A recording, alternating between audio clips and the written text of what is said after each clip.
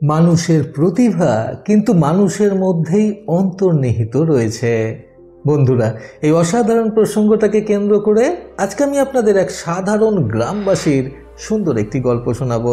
চ্যানেলে নতুন হলে সাবস্ক্রাইব করতে ভুলবেন না এবং অবশ্যই গল্পটি ভালো লাগলে একটা লাইক আশা করব। সঙ্গে থাকুন ভিডিওর শেষ পর্যন্ত। আপনারা কোথা থেকে ভিডিওটি দেখছেন আপনার নাম সমেত ভিডিওতে কমেন্ট করুন, যাতে রবিবার গল্পে আপনার নাম উল্লেখ করে আপনাকে ধন্যবাদ জ্ঞাপন করতে পারি। ধনঞ্জয় গ্রামের সাধারণ গ্রামবাসী। স্ত্রীকে নিয়ে এবং দুটি ছেলেকে নিয়ে একটি ছোট মতো টালির বাড়িতে সে বাস করত। ছোটোখাটো কুড়ে ঘরের মতো তার বাড়িটা হলেও কিন্তু তার বাড়ির পাশে বেশ কিছুটা জমি ছিল তার নিজের। জমিটা বেশ উর্বর হওয়া সত্ত্বেও ফাঁকাই পড়ে থাকতো। চাষাবাদ সেরকমভাবে কিছুই হতো না সেই জমিতে। ধনঞ্জয়, তার স্ত্রী এবং দুই ছেলে, তাদের পরিবারের পেট প্রতিদিন কোনো রকমে চলে যেত এবং তাদের সাথে ছিল একটি গরু। গরুটি থেকে যা দুধ তারা পেত সেই দুধ কিছুটা পরিমাণ বিক্রি করে এবং নিজেরা কিছুটা খেয়ে তাদের জীবন কেটে যাচ্ছিল। একবার এক প্রসিদ্ধ সাধু বাবা তার এক প্রিয় শিষ্যকে নিয়ে এক দরকারি কাজে যাওয়ার সময় সেই গ্রাম থেকে অতিবাহিত হচ্ছিলেন। গ্রামের পথ দিয়ে শিষ্যকে নিয়ে হেঁটে যেতে যেতে সাধুর চোখ পড়ল ধনঞ্জয়ের সেই উর্বর জমিটার দিকে। জমিটা এক ঝলক দেখে সেই সাধুর ভীষণ ভালো লাগলো, কিন্তু তার আরও একটি বিষয় খুবই খারাপ লাগলো, যে জমিটা পুরোপুরি শূন্য হয়ে রয়েছে। এত সুন্দর উর্বর জমিতে একটা ফসলও ফলেনি। সাধু এবং তার সেই শিষ্য আরও লক্ষ্য করলো সেই জমির এক কোণায় একটি ছোট্ট টালির মতো ঘর রয়েছে। তারা দুজন হাঁটতে হাঁটতে সেই ঘরের সামনে গেল। অনেকটা পথ হেঁটে আসায় তাদের ভীষণ তেষ্টাও পেয়েছিল, তাই তারা ঠিক করলো সেই ঘরে যারা থাকেন তাদের কাছে গিয়ে কিছুটা জল চাইবেন। ঘরটির সামনে গিয়ে দরজা ধাক্কাতে এই ঘর থেকে ধনঞ্জয় এবং তার স্ত্রী বেরিয়ে আসলো। সাধু তখন ধনঞ্জয়ের স্ত্রীকে বললেন, মা, বহুদূর থেকে পথ হেঁটে আসছি, তেষ্টায় গলাটা শুকিয়ে গেছে, একটু জল পাওয়া যাবে মা?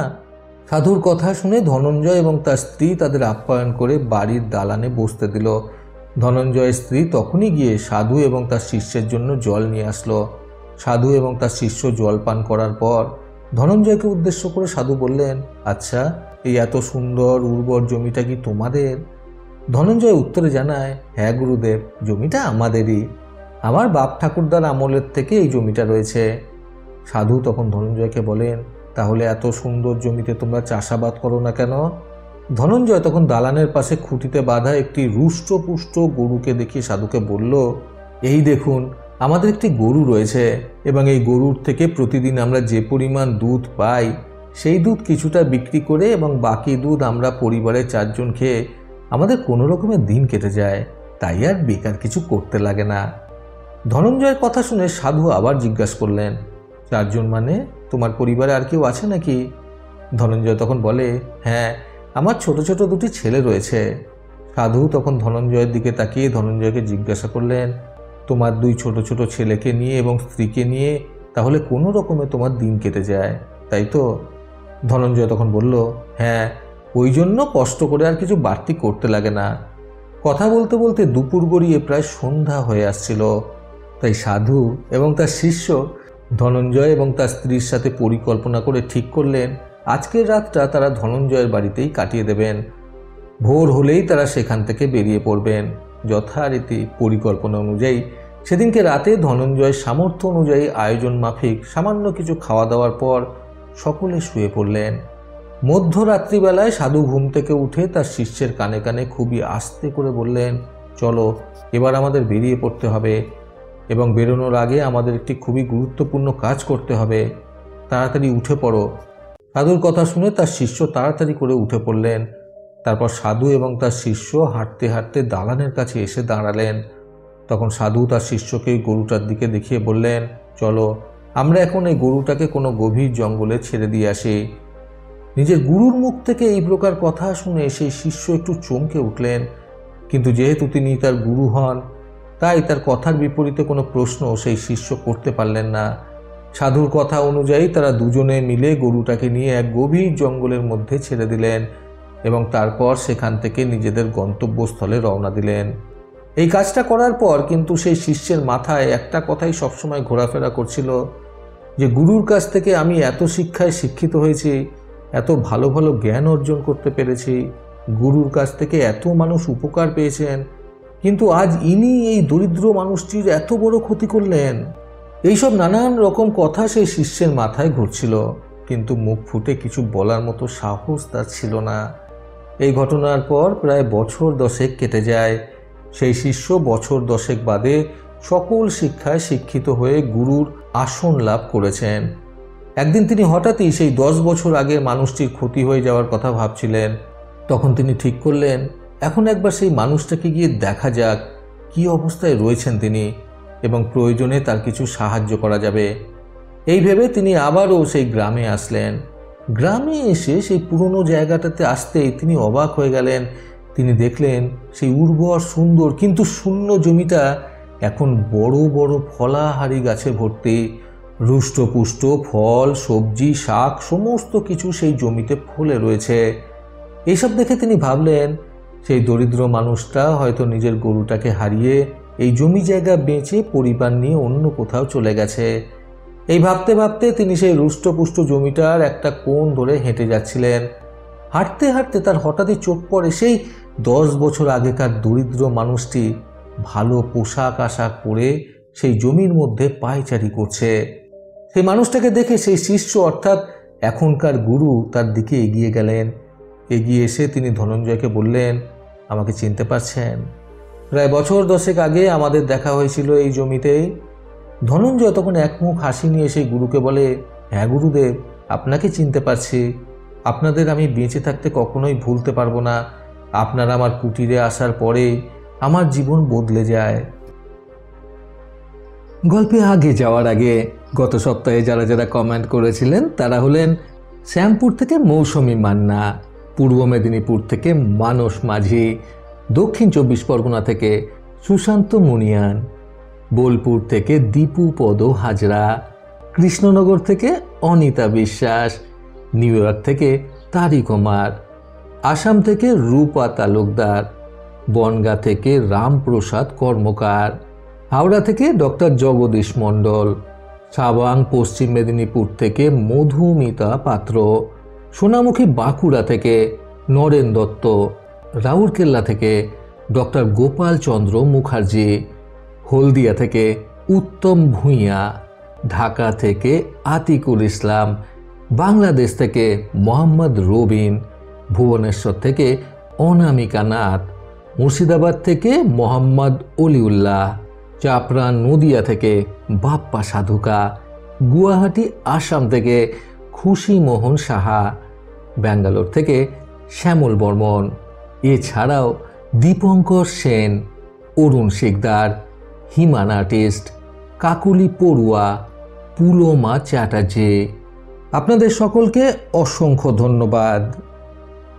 সেই গুরু তখন ধনঞ্জয়কে জিজ্ঞাসা করেন, কি করে সম্ভব হলো এই সমস্ত কিছু? ধনঞ্জয় তখন নিজের গল্প বলতে শুরু করে। একটু হতাশ হয়ে ধনঞ্জয় বলে, সেই যখন আপনারা আমার কুটিরে পা রাখলেন, সেইবার ভোরে আপনারা এখান থেকে চলে যাওয়ার পর না জানি আমার সেই গরুটা কোথায় চলে গেল। তারপর আমার পায়ের তলা থেকে মাটি সরে যাওয়ার মতো অবস্থা হলো। আমি পাগলের মতো ভাবতে লাগলাম, এবার আমি আমার স্ত্রী এবং 2 ছেলেকে নিয়ে আমার কিভাবে কাটবে। এই ভাবতে ভাবতে প্রায় একটা সপ্তাহ কেটে যায়। আমার 2টো ছোট ছোট ছেলে না খেতে পেয়ে তাদের চোখে দেখার মতো অবস্থায় ছিল না। তারপর স্ত্রীর সাথে পরিকল্পনা করে ঠিক করলাম বনে গিয়ে কাঠ কাটবো। বেশ কিছুদিন বনে গিয়ে কাঠ কেটে সেই কাঠ বিক্রি করে সংসার চলছিল। কঠোর পরিশ্রম করছিলাম তারপর থেকে। এইভাবে বেশ কিছুদিন যাওয়ার পর একদিন ভাবলাম কিছু পয়সা দিয়ে আমার এই জমিতে চাষ করি। তাই সেই কাঠ কাটার উপার্জন থেকে কিছু টাকা জমিয়ে আমি বেশ কিছু ছোট ছোট চারা গাছ এনে চাষ করা শুরু করলাম আমার এই জমিতে। তারপর যখন আমার এই জমিতে ফসল ফলতে শুরু করলো, তখন আমি এবং আমার স্ত্রী আনন্দে আত্মহারা হয়ে পড়লাম। সে পুরো ফসল যখন পুষ্ট হলো, সেগুলোকে বিক্রি করে বেশ কিছু টাকা উপার্জন করলাম। এইভাবে কিছুটা কিছুটা করে চাষাবাদ করে আমার পুরো জমিতে আমি ফসলে ভরিয়ে দিলাম। এইভাবে ধীরে ধীরে আমি অনেক টাকার মালিক হয়ে উঠতে লাগলাম। আমার জমিতে ফলা ফসল থেকে আমি পাশের 2টি গ্রামে ফল, সবজি, শাক, ফুল ইত্যাদি ইত্যাদি বিক্রি করতে শুরু করলাম। এভাবে চলতে চলতে এখন আমি একজন খুব নামকরা ব্যবসায়ীতে পরিণত হয়েছে। আশেপাশের বেশ কয়েকটি গ্রাম থেকে লোক আসে আমার কাছে শাক সবজি, ফলমূল, নানান রকম ফুল কিনতে। ব্যবসায়ী হিসেবে বেশ নামডাক হয়েছে আমার। আমার স্ত্রী এবং 2 ছেলেকে খুব ভালোভাবে রাখতে পারছি এখন আমি। আজ তাদের কোনো জিনিসের অভাব নেই। একথা শেষ করার পর ধনঞ্জয় আরও বলে, জানেন তো, আমার স্ত্রী মনে করে আপনাদের মতো ভগবান আমাদের সেই কুটিরে পা দেওয়ার ফলেই আমাদের জীবন বদলে গেছে। আগে আমি পরিশ্রম করতে ভয় পেতাম, ভাবতাম পরিশ্রম করে কি হবে যখন পরিশ্রম ছাড়াই কোনো রকমে আমাদের সংসার চলে যায়।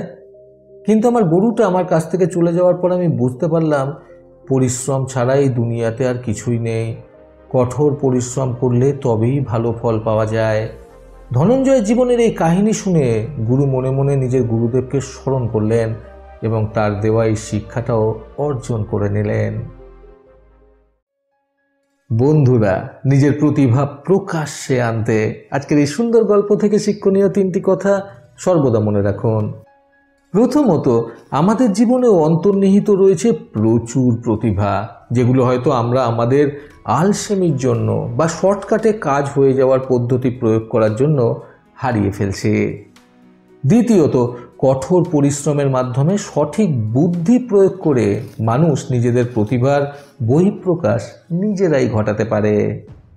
তৃতীয়ত, জীবনে যদি উঠে দাঁড়াতে হয়, ঘুরে দাঁড়াতে হয়, ভালো কিছু করতে হয়, তাহলে কঠোর পরিশ্রমের মাধ্যমে নিজেদেরকে অনুধাবন করতে হবে যে আমাদের মধ্যে অন্তর্নিহিত প্রতিভাগুলো রয়েছে, সেগুলো আসলে কি। প্রতিবারের মতো আবারও বলবো, এই পৃথিবী তাদেরকেই সম্মান দেয় যারা ইউনিক কিছু করার ক্ষমতা রাখে। সকলে সুস্থ এবং সুন্দর জীবন কামনায় প্রকৃত জীবন থেকে আমি সন্তু চক্রবর্তী আবার আসবো নতুন সুন্দর শিক্ষণীয় একটি ছোট গল্পের সাথে। ভালো শুনুন, ভালো থাকুন। ধন্যবাদ।